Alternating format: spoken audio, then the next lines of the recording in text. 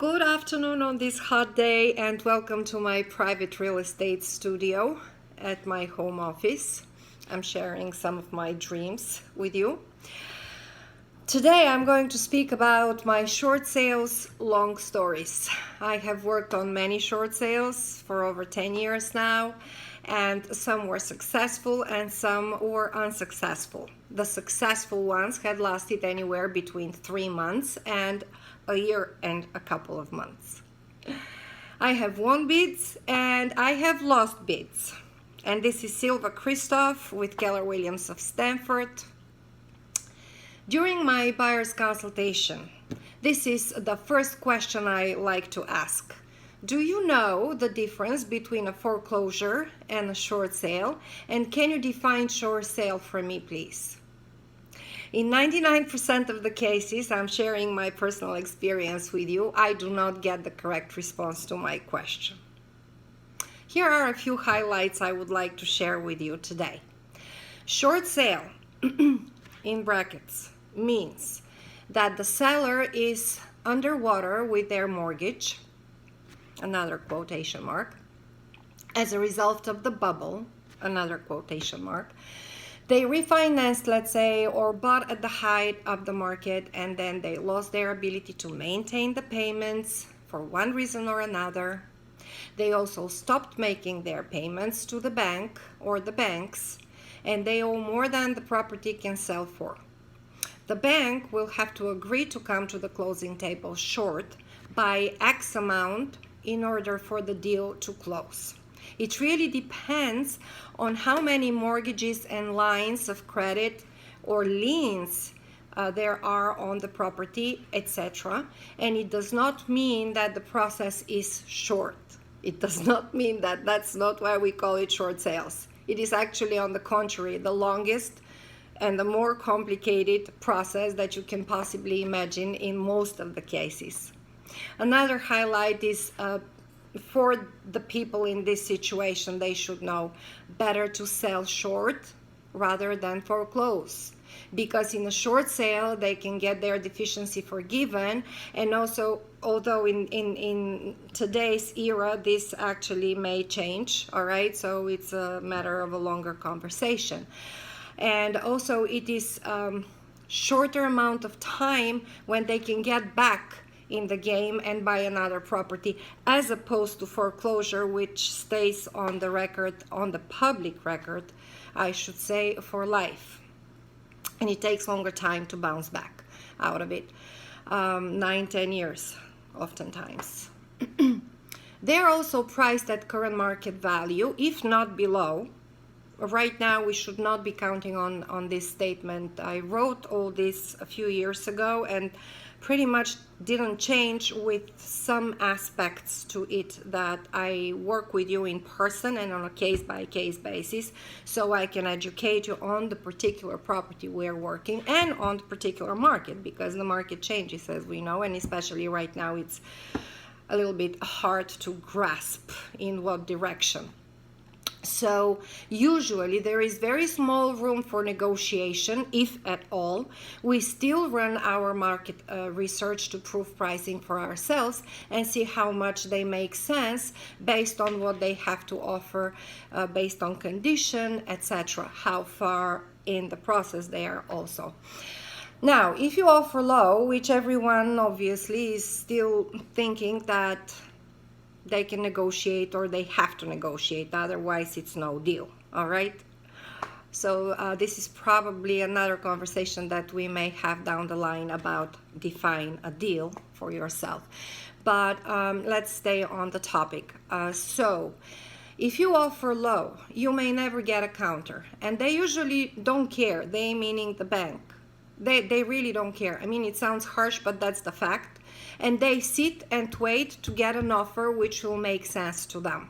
So very important, who is on the other end of the deal, meaning seller, agent, bank or banks, lien holders, if any, attorney, believe it or not. It is super important who is the attorney handling the case for the seller as well for the buyer. How savvy and interested they are in the process is crucial for how the deal is handled and how soon we can have a successful closing. Paralegal is crucial also during this transaction, the paralegal for the seller's attorney and how they communicate with you. Another highlight, the bank ordered their own BPO, broker price opinion, and they have decided what they will accept. They have already decided what they're willing to accept. And mind, all this is super subjective. And if you're trying to make a logical sense of how it works, in most of the cases, you're bound to fail. The seller also somewhat is aware as to what the bank will eventually accept, because they know their own situation. And they use this internal knowledge they have as a leverage when making decisions. It is important that you understand that you need to first have your offer accepted by the seller in a short sale situation and not the bank. Particularly important when you are in a multiple offer situation. This oftentimes get misunderstood as well. And it's another very wide across the board misconception that the buyers have about the process.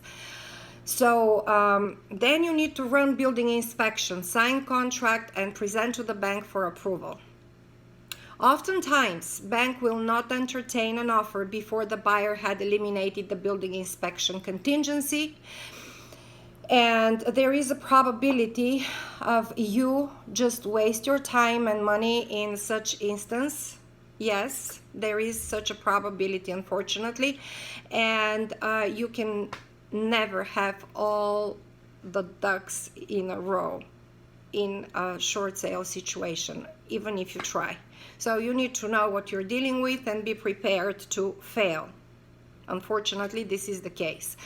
Once the process starts, I have seen it take anywhere between 3 months to a year, how I already mentioned in the beginning. I have had buyers who thought that they were willing to wait until they lost patience and faith in the process and pulled out of the deal and bought something else. So oftentimes I advise, if there is nothing else that you can buy, and this is the only property on the market that you like and you can afford, then it makes sense. Otherwise, just look somewhere else. Don't waste your time. And I have had also buyers who waited and put lots of trust in me primarily. I know it sounds like I'm not humble at all. And this is not my goal to sound humble. It's my goal to actually tell you who I am and who you can count to work on with, because I just give you the story straightforward. I don't like to sugarcoat things, and I work out of experience. That's how I build my expertise. So at the end, my clients actually won. And this was a 1-year deal when this was really a good deal. I mean, once in a while it happens, all right? But it is very rarely to happen the way it did in this case. So they had the trust in me, they had the trust in the process. At the end of the day, they said that if it weren't for me, they would have canceled this like ages ago. And at the end, they won. This is usually when the deal makes sense and you are willing to wait.